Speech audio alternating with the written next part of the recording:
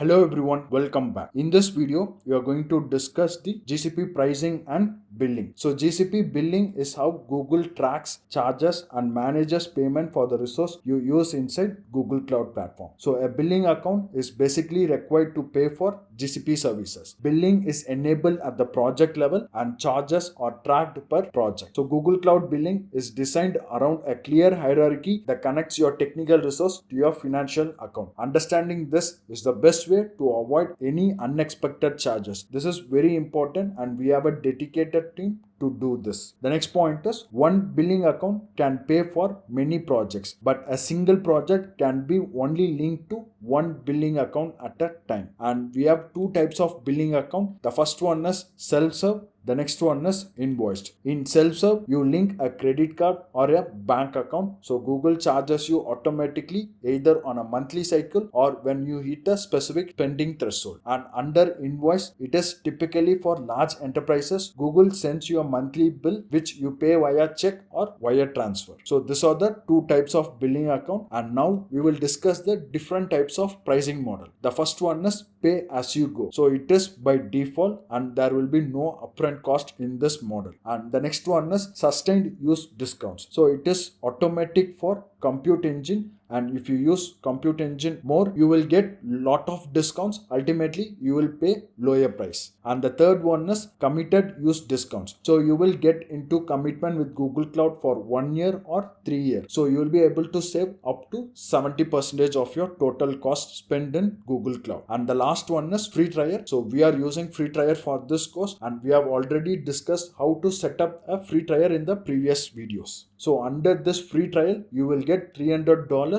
for 90 days. So these are the different pricing models in Google Cloud Platform. And moving on to the next one, we have to understand how the charges are calculated. So it basically depends on the resource type you configure, usage amount, and the third one is the time it used. So how many hours the particular service has been spinned up or how many hours the particular service, for example, Cloud Run or Cloud Functions have been running. So based on that, you will be charged. And the fourth one is region. So in which region we have configured. If you remember, while we're discussing about Google Cloud regions and zones, regions that falls in US and Europe have lower cost when you compare it with Asia regions. Based on the region you choose, you pay accordingly. And the final one is the pricing model. So this is how you will be charged when you're using Google Cloud services. We have a dedicated section on discussing this Google Cloud pricing and billing. So that's it for this video. Happy learning.